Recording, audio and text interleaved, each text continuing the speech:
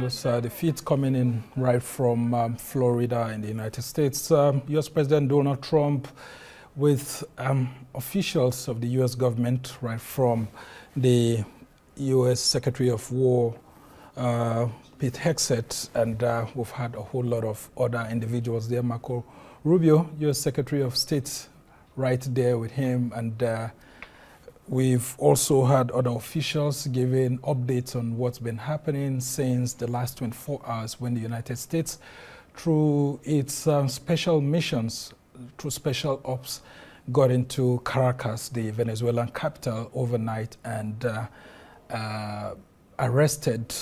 Some people actually call it an abduction. They abducted the Venezuelan president alongside his wife, and Nicolas Maduro right now is, he was taken into a U.S. warship that was already waiting for the operations to be over. And of course, once they were taken away from Caracas, that actually led to the end of Maduro's government. And his vice president has been speaking with Marco Rubio, the U.S. Secretary of State, according to what Trump told us not quite long ago.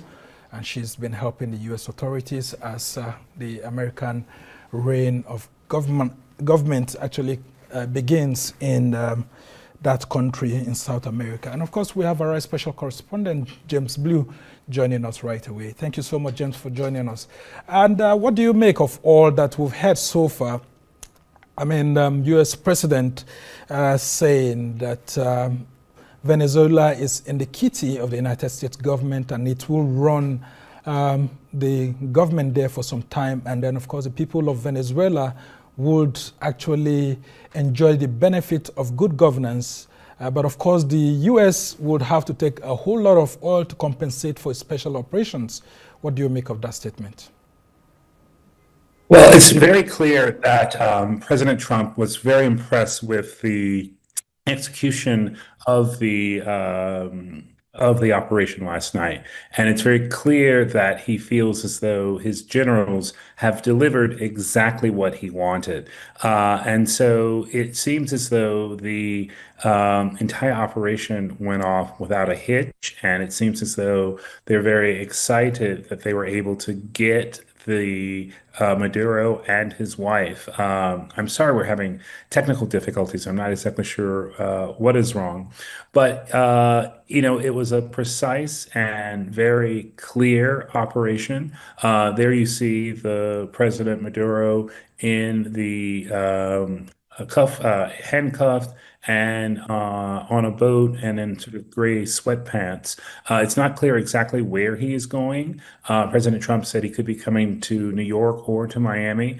I was really surprised at the amount of detail that was available to us as a result of President Trump speaking just now. James, take us through the statement by Marco Rubio. Saying it clearly to world leaders that Trump is not a game player. And I'm saying exactly what he said. Trump is not a game player. If he says something or if he means something, he actually means it. And Maduro could have been somewhere relaxing, but he decided to play game. Don't play game with this president. What do you make of that? Yeah, no, I mean, it's very clear that President Trump is trying to figure out exactly how to shape this. The U.S. is saying that they are going to work with the opposition, but that they're going to run the country until they can turn it over. It was very interesting that they did not immediately embrace the opposition leader, Ms. Machado, who just won the Nobel Peace Prize. There's also Juan Guaido, who was elected about 4 years ago. And so this is a real sort of interesting moment where the U.S. is sort of doing things there that aren't necessarily expected. The fact that the U.S. is going to administer Venezuela, I think it's really quite surprising. The U.S. and specifically Trump has said that he did not want to get involved in entanglements overseas, and so this is a real surprise, and we'll just have to wait and see how it transpires. And if I could actually go back to what had been said about Congress, granting approval to this, Trump was very, very strong in his words, saying that there's no how Congress would have been told all of this because it would have leaked. And then people are actually asking if Congress did not approve of this, the UN did not approve of this, then where's the legitimacy that Trump is getting to actually get into a sovereign country and abduct its president and do all of this? Yeah, well, you heard them say that this was a law enforcement operation that the U.S. military assisted. And I think they also talked about not getting congressional approval because they were worried that it might leak. So I think you're going to hear those two over and over because they're going to say the secrecy was justified because it was a sort of quote unquote Justice Department event, and that the congressional support and approval didn't need to come until after the operation was actually undertaken. And there have been calls for a special UN Security Council meeting on this. What else have you been hearing? I mean, shouldn't there be one? Because, I mean, a whole lot of world leaders have been kicking against what happened, though Trump has got a few support from his friends, especially in Argentina, and of course, some of his friends that he's helped put in government across the Americas. Yeah, Yeah, I think there's going to be this tension, and the U.S. is not going to acknowledge it. The U.S. wants to be the big player on the block. They want to sort of do the things that they want to do without any kind of effort from other countries. And so I think there may be actions at the UN, but because the U.S. is declaring itself kind of the leader and the group that's responsible most importantly for the Western Hemisphere, I don't think there's going to be a lot of pushback. I think there'll be a lot of complaints. There'll be a lot of, isn't this unilateralism? But at the end of the day, I don't think the U.S. is going to um, do anything different. And there was a warning shot to Havana. I mean, the Cuban government was actually mentioned here. And this is what Marco Rubio had to say, that Cuba is a disaster run by senile and incompetent leaders. If I lived in Havana, I would be concerned. How do you think the Yeah, likes of this Russia is and a all of that will warning. take that? Yeah, this is a warning that the U.S. may have sights set on Cuba. I think the Cuban military is quite more advanced, I suspect, than the Venezuelan military. And so that is something that will sort of have to be sort of taken into account of. But yeah, it's just very clear that the US knows that there's opportunity in the region and the leaders have been warned. When it comes to running the country, Trump says he's been talking with, I mean, some of his team members, and they will be getting people to designate right there. And of course, he said Machado is not, I mean, she's a very good woman, but when it comes to running the country and all of this, as the opposition leader, this is a different ballgame. So, do we have hints on who will likely be running Venezuela on behalf of the US government, since the vice president, who is supposed to take over right now, has been described as someone who got in illegitimately alongside Nicolas Maduro, though she's not with Maduro. Yeah, we don't know who from the local Venezuelan population is going to cooperate and be part of the administration of running the country.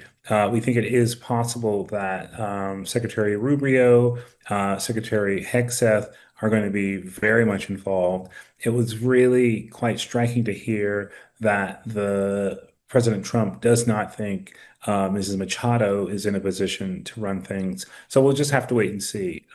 I was in Iraq and Afghanistan when the U.S. was responsible for running those countries. Venezuela is far different, and there's actual an economy in Venezuela. There was also an economy in Iraq, but it had been really worn down by the years of sanctions.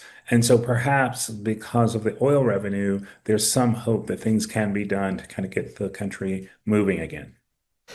And what should the rest of the world be learning from the U.S. intervention in Venezuela? Because there have been lots of talks about sovereignty and the issues of Trump actually doing this because it's a third world country and all of that. So what should the rest of the world be worried about right now?